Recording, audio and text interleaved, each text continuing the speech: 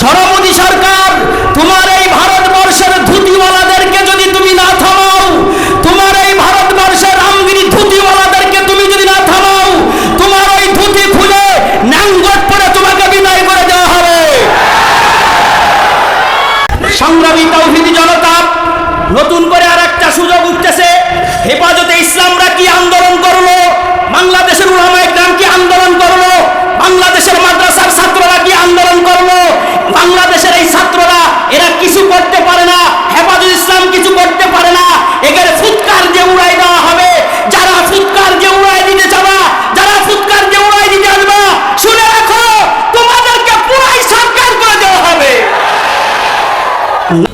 প্রিয় উপস্থিতি, এ পর্যায়ে গুরুত্বপূর্ণ বক্তব্য পেশ করবেন জনাব হযরত মাওলানা মহিবুল্লাহ হাবিবী সাহেব। জনাব হযরত মাওলানা মহিবুল্লাহ হাবিবী সাহেব।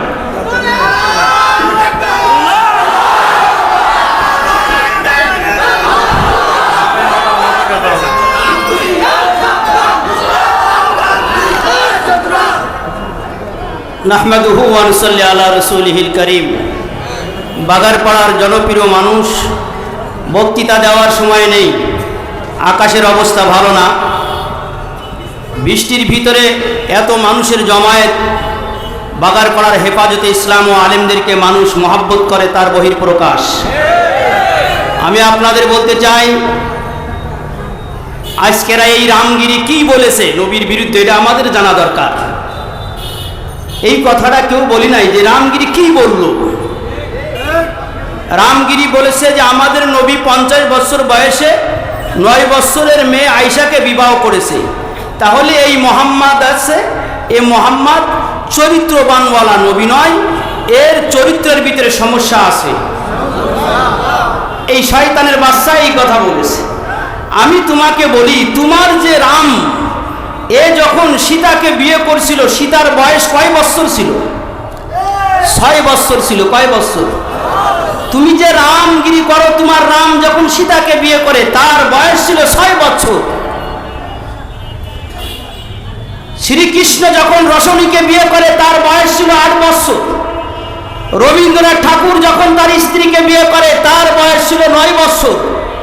তোমার রাম 6 বছরের মেয়েকে বিয়ে করলে দোষ হয় না, শ্রীকৃষ্ণ রসনীকে বিয়ে করলে দোষ হয় না, রবীন্দ্রনাথ ঠাকুর বিয়ে করলে দোষ হয় না। মুসলমানের নবী 9 বছরের মেয়েকে বিবাহ করেছে। এই জন্য তুমি রামগিরি, তুমি ওইখানে বসে রামগিরি করতেছো, আমার নবীর বিরুদ্ধে কথা বলতেছো। আর মোদী সরকার, তুমি মুখে কুলুপ দিয়ে বসে আছো। সরমোদী সরকার, তোমার এই ভারতবর্ষের ধুতিওয়ালাদেরকে যদি তুমি না থামাও, তোমার এই ভারতবর্ষের রামগিরি ধুতিওয়ালাদেরকে তুমি যদি না থামাও, তোমার ওই ধুতি খুলে ন্যাংগট পরে তোমাকে বিদায় করে দেওয়া হবে।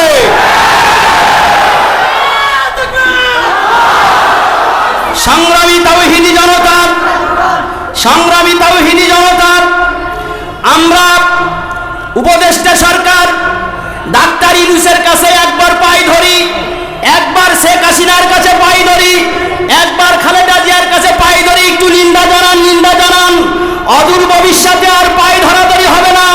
বাঘারপাড়ার মুসলমানদেরকে বলে যাই, জামাত ইসলাম ওনাদেরকে বলি, চরমন ওনাদেরকে বলি, হেফাজত ওনাদেরকে বলি, খেলাফত মজলিস ওনাদের বলি, আর ডাক্তার ইউনূসের কাছে কোনো পাই ধরা হবে না। ইলিশ মাছ দিব না, তাও 3000 মণ ইলিশ মাছ দেওয়ার জন্য পাগল হয়ে গেছে। এখনো পর্যন্ত উপদেষ্টারা আমাদের নবীর বিরুদ্ধে কথা বলল, নিন্দা তোমরা করলে না, এখনো পর্যন্ত একটা নিন্দার শব্দ লাগাইতে পারলে না। তোমরা যদি না পারো, হেফাজতের লোকদের কাছে অনুমতি দাও, আমরা এই বাংলাদেশের হাইকমান্ডের সামনে, বাংলাদেশের ভারতের দূতাবাসের সামনে, বাংলাদেশের হাইকমান্ডকে ডেকে এনে বাংলাদেশের হাইকমান্ডের সামনে প্রত্যেকটা ইট ভারতের দূতাবাসকে খুলে খুলে বঙ্গোপসাগরে আমরা ফেলে দেব। সংগ্রামী তাওহীদি জনতা, আরেকটা কথা আমি আপনাদের শোনাতে চাই। আমরা আমাদের সেই নীতেশ রায় কি বলেছে যে রামগিরির বিরুদ্ধে যদি কোনো মুসলমান কথা বলে তাকে মসজিদ থেকে ধরে ধরে এনে জবাই করা হবে।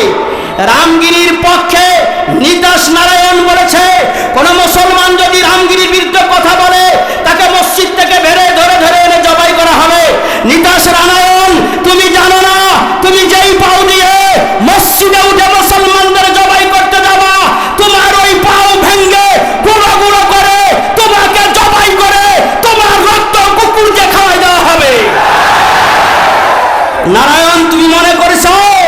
বাংলাদেশে বসে, ভারতে বসে আমার মন্দিরগুলো ভালো আছে, তুমি যেদিন মসজিদে উঠবা মুসলমানদের জবাই করতে, তুমি একটা জিনিস মনে করো, এই 5 তারিখে আমলিক সরকার যখন বিমানে উঠে চলে গেল, মন্দিরগুলো কারা পাড়া দিছিল তুমি কি জানো?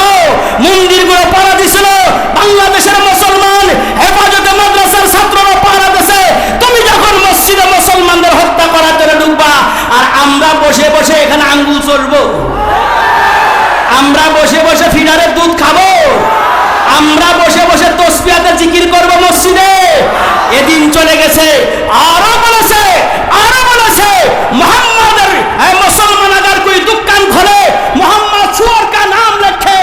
এই রামগিরি কুত্তার বাচ্চা বলেছে মোহাম্মদ মুসলমান अगर कोई दुकान खोले दुकान पर মুসলমান মোহাম্মদ সুअर का नाम লেখে। এখানে লেখা আছে খালাগার, এখানে লেখা আইসাগার, ওখানে মা হারওয়ার, এটা না লেখে বলে মোহাম্মদ সুअर का नाम লিখবে। এই সমস্ত বেঈমানদেরকে বারবার সুযোগ দিয়ে দিয়ে এদের আসপাত্তা হয়ে গেছে। বাংলাদেশের হিন্দু ভাইদের বলতে চাই, তোমরা যদি এর প্রতিবাদ না করো, এই অ্যাকশন তোমাদের বড় হতে পারে। কথা হয় না ঠিক কিনা?